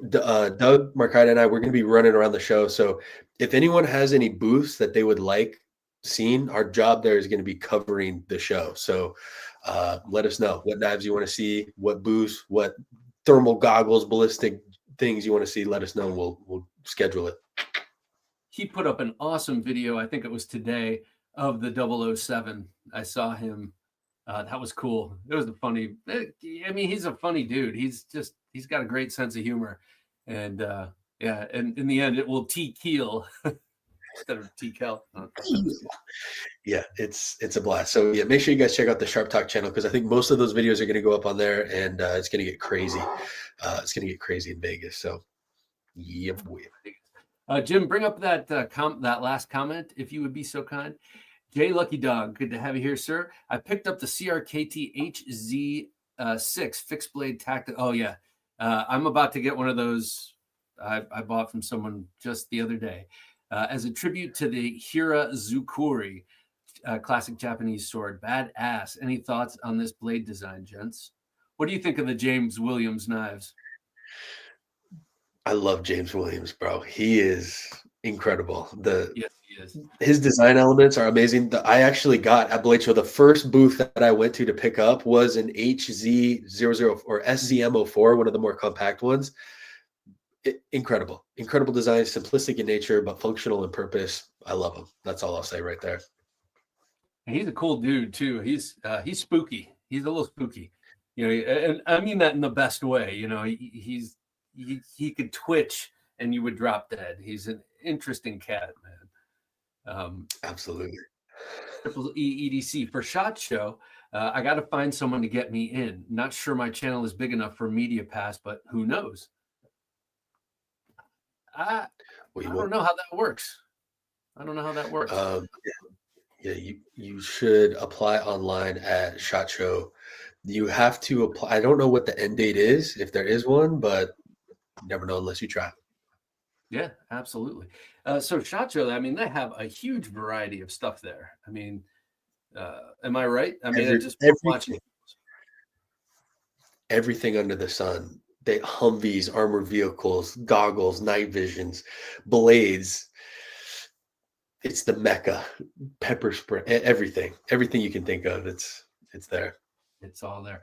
Well, so tell people about how they can get the 007 and what the pre-order situation is and when they're expected to ship and that kind of thing. Yeah, absolutely. So originally these were going to be here before Christmas. There was that big oopsie, which is why everyone gets the trainers. So no, excuse me. You get the opportunity to get the trainer for a fraction of the cost. The Agent 007 pre-orders have been open for a couple of days and they're so close to being sold out. So if you're on the fence, don't wait for it. It is a pre-order. They're going to launch in about 3 months. So keep that in mind. They're all being made by hand. Trainers are $50. But as anyone who's purchased a TKell know, and we'll tell you in the comments, they are absolutely worth their weight. And it's just a true honor to be able to design this with TKell knives. That's the Agent 007. They're going to be offered in AEBL stainless or ADCR V2. AEBL stainless is good if you want something really that you don't have to worry about. Wear it close to the body. It's not going to rust. It's not as likely to rust. ADCR V2, you can like strop it 3 times after you hammer it into something and it'll come back razor sharp. So, but it will oxidize. But there it is. Boom. So Boom. these have that nickel boron coating on them that Tim puts on everything, right? Yes, sir. Yeah, you get your option of the screws, the G10 handles, and then that nickel boron coating, which is typically only found in bolt carrier groups. But he found a way to get them on blades, so it's cool. And the trainers are tempered as well. So they're going to be pretty durable going up against other blades. That's right. Someone was asking that before. I think it may have been Triple E was asking if they're hardened. And yeah, did James Williams stop using TRC for production models? Do you know that? Mine was made by TRC. There was about, I think, 25 of them for Blade Show, and mine was a TRC. Will B says, I own 2 TKell fixed blades and have 2 more on order. Love them. He has the Sapper. Excuse me. That's one that's on my very, very short list, right behind the 007. I need a Sapper in my life. I love that recurve. And the guy who designed it is a mensch. He's pretty cool. And he's over there overseas again. Craig Vincent says, Bob, I scored an Ontario SPA to play around with in the yard. It looks like it might be a decent double-duty bushcraft self-defense blade. Have either of you guys handled one? SPA. I'm not sure what that one is. SPA, Ontario SPA. I'm not, the acronyms, I'm not that advanced. You were reading them off earlier. You're like, oh yeah, the Victorian, I was like, bro, that's talent right there. I'm like, spell it out phonetically for me. Okay. You know how some people have like baseball knowledge? Oh yeah, he batted an 850 that year or whatever. I have a good friend who knows everything baseball going way, way back. And I'm like, how? And he said, well, how do you remember all those knives? And I'm like, oh, because I love them. He's like, yeah, I love baseball. There it is. Have a Knife Day says, I own some of James Williams' knives, both directly and his collaborations with CRKT. I used to work with a military surplus store and went to SHOT Shows several times. Have you met Have a Knife Day? I think you guys would hit it off. He's a cool dude. Not yet. And if I have, then he's very talented. What's that? No, I need to. Yeah. I need to. You do. He could twist any one of us into a pretzel. He's a good dude, and he was with the 82nd Airborne, I believe. Gunsky guy says, steaks alive. Thomas and Bob had a tomahawk steak. Oh my god, a tomahawk steak. I just don't think I would need a gallon of wine to eat a tomahawk steak. Challenge accepted. Okay, like in my wife's family, my wife's mom's side of the family is from Bolivia, and they say kill the pig. Like when you've eaten pork, they hand you a glass of wine. They're like, kill the pig, and it just settles everything. There it is. I mean, I love it. Makes it. So what are you looking to end the evening? Knife wise, besides the 007, obviously, what are you looking forward to that's coming out, or a knife maker that you would really like to get into and start collecting? Oh, that's a great question. For me, I think it's going to be what I find at SHOT Show. I don't want to go in with any preconceived, like, oh, I really want to find this, or I want to just see what I can uncover and share that in an authentic way on the Tactical Tavern. So to be honest, I don't have anything in particular where I'm like, oh, I really want this, or I really need this. I want to go see what some of these people have been coming up with, and get into it. I'm open. So if anyone has any suggestions of like what we should check out, drop them in the comments below, because I'm an open book. I'm excited to find something new and get hooked on that. Now, I don't know this about SHOT, but do they do customs there, or is it all? It's kind of like the big release, right? So everyone, like, you get prototypes of like things that are going to come out, which does remind me that Tops Knives has some really cool, unique big blades coming out. So I'm certainly going to be stopping by the Tops Knives booth to say what's up to Leo and Craig. Oh yeah. All right, Tomas, it looks like we have to let you go here, but before we do, one more time, just let people know about the 007. Yeah, I appreciate you a lot. Well, there it is, the 007. Trainers are going to be $50, which is super awesome. I can't encourage you guys enough to grab a trainer. Seriously. Train smart, train hard. The Delta sheaths are going to be an added option if you want something that's ambidextrous, or what I enjoy is like the gray man handle scales. So the Tanto design, armor penetrating, but also it's great for daily cutting tasks, which I think people often overlook. Like if you think of an X-Acto blade, you're going to be able to use this for your EDC style cuts and opening up your packages effectively. And hopefully it keeps some people safe. So again, yeah, check them out. TKellKnives.com, discount code for friends and family, which is going to apply to the Knife Junkie channel. TAC saves you 10% off site-wide. All righty, sir. Thank you so much for your time. It's been a pleasure, as always, talking with you, man. And if I don't see you, I'll see you in March. But have a great time at SHOT Show. And best of luck with 007. Can't wait to have mine. I'll let you know when I have it. Yes, sir. Bob DeMarco, thank you so much. The one last thing I want to say is just, again, thank you to you. You have brought my family together with blades. When we were hanging out with like a Thanksgiving, my family's like, oh, hey guys, Thursday night, Bob DeMarco. They love you, and you're a household name in the house. So oh my God, I can't believe it. That's awesome. I'm going to stop right now. No, thank you, man. I appreciate that. And tell the family I said hello. Will do. God bless. You guys have a wonderful evening, and thank you again. Be prepared, be practical, stay tactical. Man, love that guy. Check out the 007. I cannot wait for mine. I was just talking with Tim about it, and I'm going to be getting one very, very like it should be arriving any moment now. I can't wait. I'm also getting a trainer. That is a very good idea. I don't even have a trainer for the 001, which is crazy. Yeehaw, says Gunsky guy. I need to make a change. I need to get the 001 in a trainer. I have stabbed my Bob dummy with it, but it's not the same. It's dangerous, and I feel like maybe I'm a little reserved with it. Triple E EDC says, don't see any Delta sheaths on the site, but went ahead and put in an order. You sold me. Oh, man. Yeah. He's a great salesman, too. I have been to the TKell booth at Blade Show Atlanta. Just didn't talk to him directly. Oh, man, you should. He has the gift of gab, much like you. Have a nice day. Definitely. Triple E EDC says, don't forget to leave that like button. Or leave a like after that. No doubt. Triple E, it's been awesome having you here, by the way. Adrian Fighter 35 says, thanks, Tomas. And thumbs up. Yeah, I mean, talk about a polished channel. Tactical Tavern is, man, the content is awesome. His delivery, of course, is great. And then he's got all the skills to back up what he's talking about. But I love the quality of production on his channel and everything, and doing all this stuff with he and Doug, him and Doug Markite have been doing a lot of stuff together. It's very cool.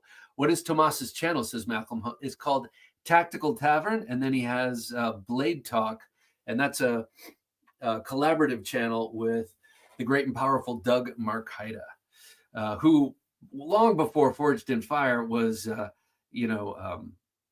big in the Filipino martial arts world. We used to talk. Thanks, Gunsky. Great show, Mr. DeMarco. I appreciate that, sir. He was very big in the training circuit from going to different college schools and stuff like that. And I never met him until last year, actually. Five Door says, I've been using my cold steel Kiridashi as a Nova 2 trainer. That's a good idea. The Nova 2, however, is a little bit bigger, but the Kiridashi, I love that cold steel Kiridashi. It's also super inexpensive, 4116 Krupp steel. So you can use that thing all day long, just like this. He put a wicked edge on this. And when Matt was sharpening these yesterday, he had to text me in the middle of, it was one of my daughter's school concerts. And he was just like, oh my God, I forgot how wickedly sharp these are. Because he never made one for himself. He made this one, sent it to me, and after I got the pre-orders, he just started to work on them, so he kind of forgot. But there you go, man. I cannot wait to get these in the mail to you guys. They feel so good in hand, and his work is just incredible. And I was never a big fan until now of Sharp Talk, Doug and Tomas. Sorry, what did I say? Blade Talk, I think. Sharp Talk. Thank you, Gunsky. Appreciate that. Never really considered a white handle until he suggested it. And then I was like, oh yeah, it looks just like white bone. And I was talking about how much I like the white bone handle, say on this knife here, the Jack Wolf Knives, Big Bro Jack. James Hart says, great show tonight. I was cleaning and sharpening some of the knives I use every day. I love hearing that you guys sharpen and do stuff like that. during the show. Take care. Stay sharp. Thank you, James Hart. Keep your eyes on the horizon, your nose to the wind, and your ear to the ground. That's great. I will indeed. I will indeed. I'm gonna start using that. I got to remember it. I'll have to look it up. But I love that. Let me show you guys. We got a couple more minutes here. Let me show you these knives here. I alluded to this earlier, or did a little tease, but this is a new one, and it was in this old habits die hard. It was an OG Blade Reviews daily carry today. Pardon me, and that's the Civivi Neuro Haptic. And this thing is very, very cool. I'm a big fan of this knife. A great button lock flipper. It has this crazy design, but crazy, not crazy. It's the same but different. It's a clip point. It's got that great thumb forward grip with the choil here, and it's got a choil right there. And you've got this jimping that goes down the front. I love front side jimping on a thumb ramp there. Very comfortable, and the handle has this crazy thing I've never heard of called Shred G10. Now, of course, I've heard of Shred carbon fiber, but Shred G10, what is this witchcraft? And just beautiful. It's got a long swedge up along the top, and then that fuller is fully usable as a middle finger flipper, and looks cool when you look at it in cross section. So very, very good knife so far. It's also wickedly sharp. This is Nitro V steel. I think they have it in one other colorway, a black on black, I believe. And then next up, this one is cool, and it's a Sen cut all day long. Like, this really looks like a Sen cut design. My camera's up here. It looks like I'm always looking down here. I'm going to have to make it so I'm looking at the people I'm speaking to. But this here is the Sen cut Scarnax. Yeah, that's right. The Scarnax. Again, Sen cut coming out with either a made-up word or a word that is so obscure you need to go running to the dictionary. But this is a nice, big, hard-use folder, I got to say. These both have 3.7-inch blades, so that's right in my wheelhouse. I love that size. This one has 9CR18 MOV, a blade steel that sounds so much like 8CR 13 MOV. It might turn you off, but this steel is noticeably better than 8CR is the 9CR. And this is coming from someone who, I can't really tell so much about a steel until I'm sharpening it because my use case is not that hardcore. But this I can tell, and I've used a lot of my 9CR blades in lieu of my better blades, and it is pretty excellent. But this one, nice drop point, nice swedge, both of them on bearings, of course, and I do like that this has a thumb stud. These have thumb studs because that is always my preferred method, especially if it's a slow roller. If I'm at work or something, I tend not to flip as much. Though things have relaxed, people know me so well at work these days that, a work colleague clicks his pen all the time and I'm flipping knives. He's always, so what's the difference between that and this? Not much. But I love this thing. There it is next to the Neuro Haptic. And very, very cool blades. I'm really liking it. These were sent to me by Civivi Sen cut. So I guess I should disclose that. Like them a lot. That is a cool Civivi. I'm with you, level on up. I think it's probably my favorite new Civivi design in quite some time. Because it looks really unique and really different, and also it's wickedly comfortable. Yes, that's great. Triple EDC says, looks like some Terzuola influence, classic older Civivi design aesthetic.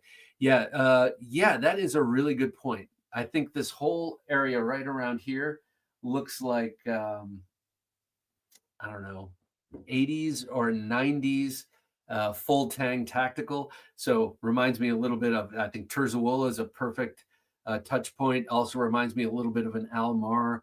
I can't remember which one. I like it. And it's got a very Very comfortable grip. Todd Carr, plunge style button lock is a no-go for me when looking for a work knife. Okay for EDC and light duty. Only I'd say, yeah, I agree. I would say not all plunge locks or button locks are created equally. To me, the CJRB, what's the big one that they have? Manaj. I'm starting to forget names. Bob is the people's host. Thank you, Craig. I will take that. I will take that honor. Very similar to the Praxis. Yes, it is pretty similar to the Praxis, and several other knives. It's not as graceful and beautiful as the Praxis, I think, but yeah, it's definitely in that design family. I wonder sometimes if the 9CR feels better than 8CR when sharpening because Civivi Sencut heat treat it better than wide use 8CR. I think that's a pretty sound theory, because where do we see 8CR13 MOV most? On older or big box Kershaws and CRKTs, and they're making thousands of those at a time, so they're playing it real safe with the heat treat.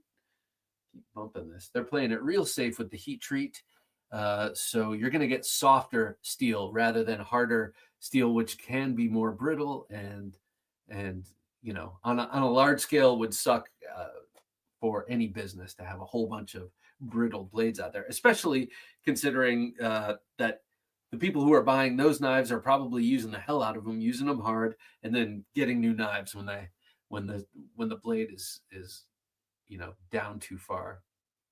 Adrian Fighter says, thanks for another awesome show, Bob and Jim. I really appreciate being able to enjoy this show with my wife. We love this show. Knife Junkies rule.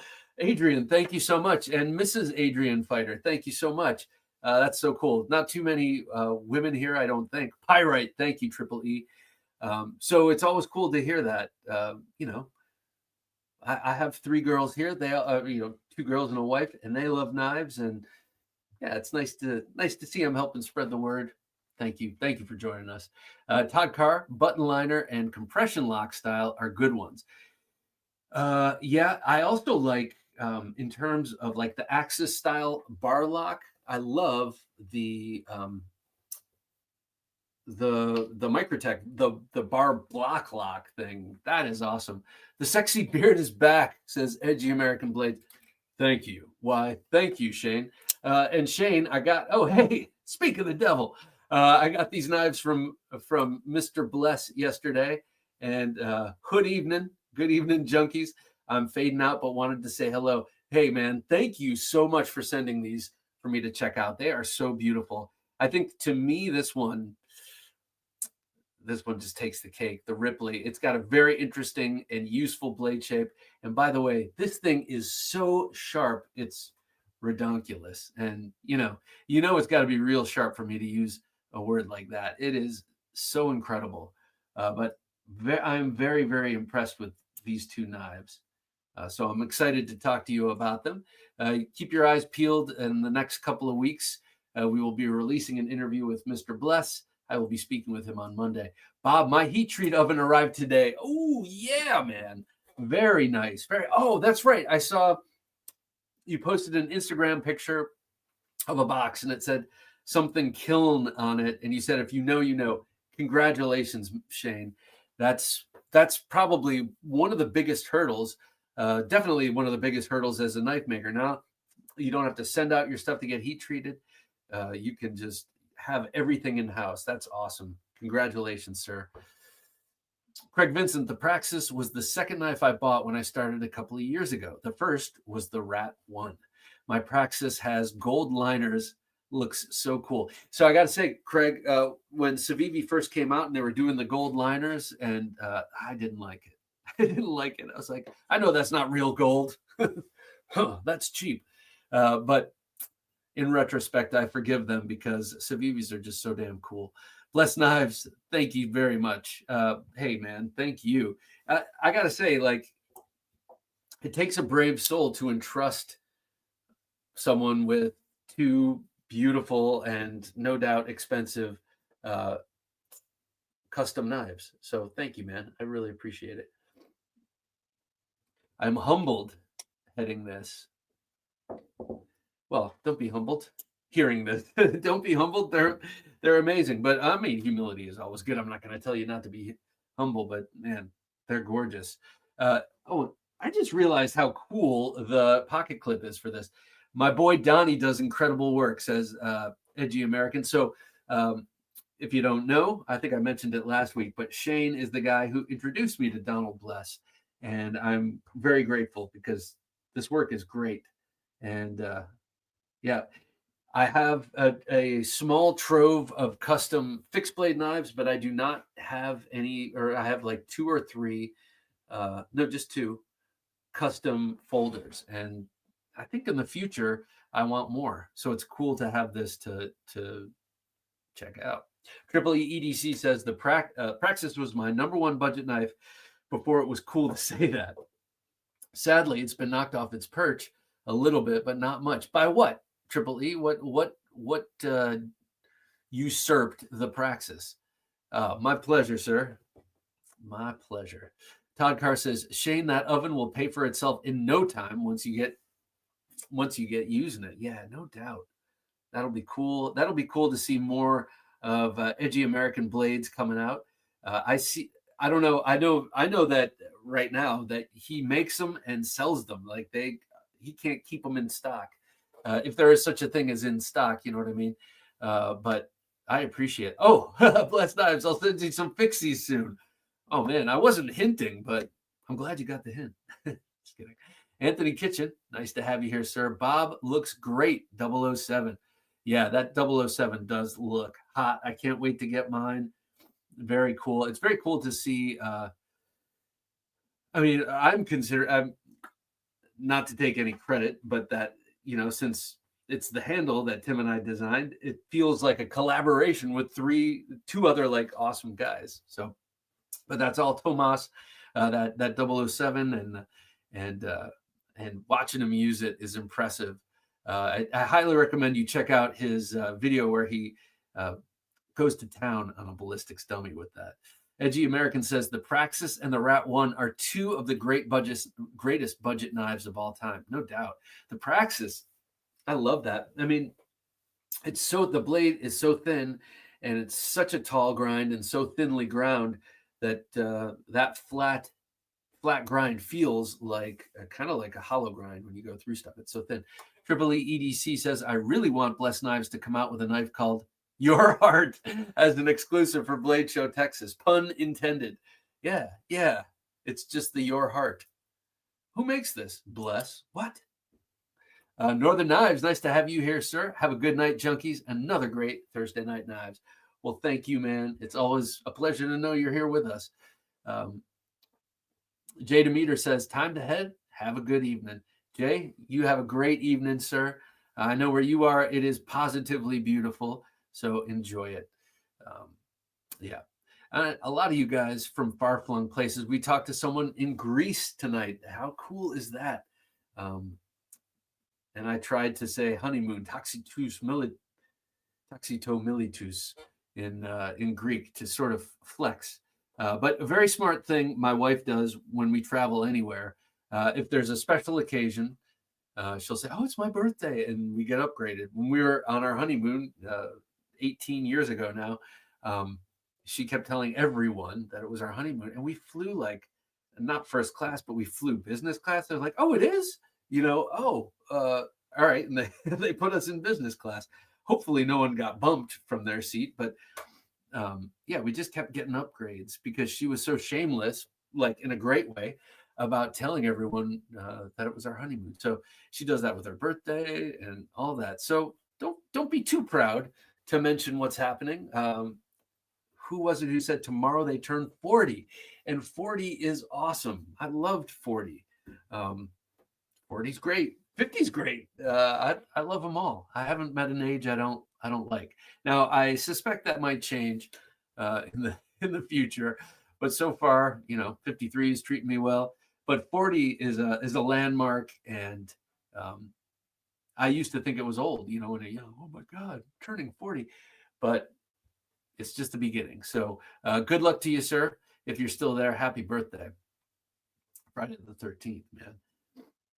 So I think that's about it in terms of the knives I wanted to show off tonight.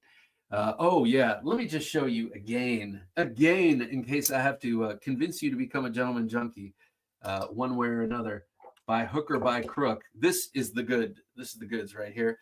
Check it out, Nova 1 in a new configuration here with that antique looking bone linen handle. So nice. 154 cm, deep hollow grind, recurve Bowie knife. Put some history in your pocket.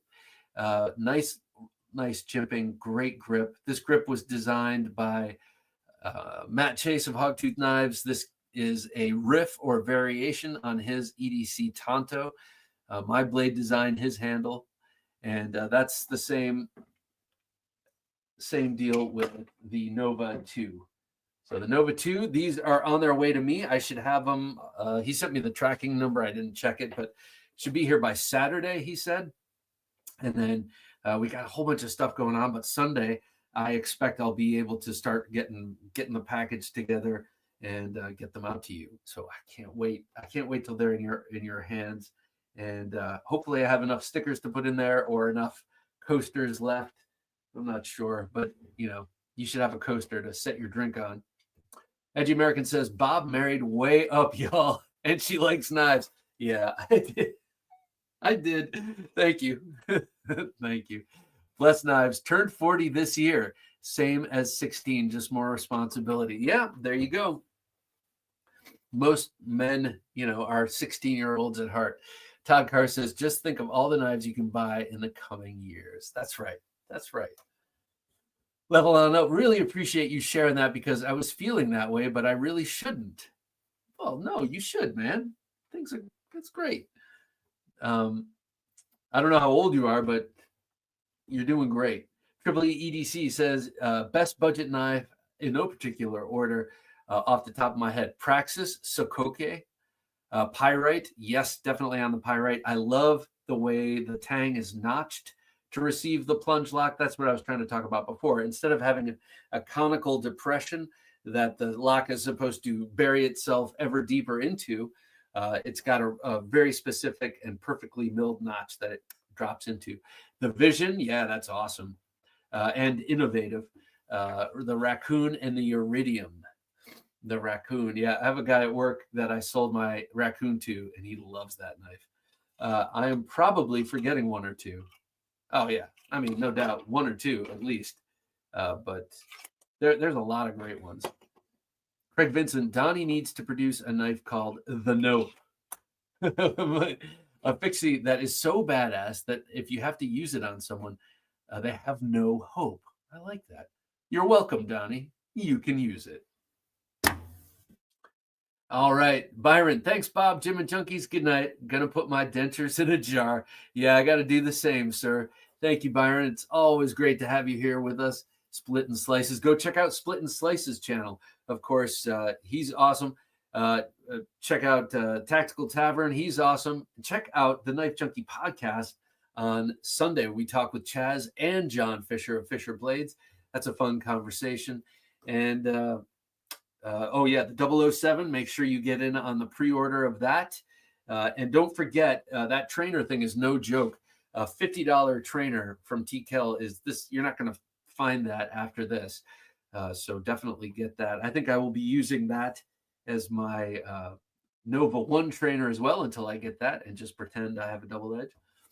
And go check it out at TKellKnives.com. All right, everybody. Thank you so much for joining us tonight. I really appreciate it. It was great to have Tomas with us. He gave us a lot of time. I always appreciate that. Time is something you can never get back, and it's one of our most valuable gifts. So I appreciate that. All right. For Jim, working his magic behind the switcher, I'm Bob DeMarco saying, until next time, don't take dull for an answer.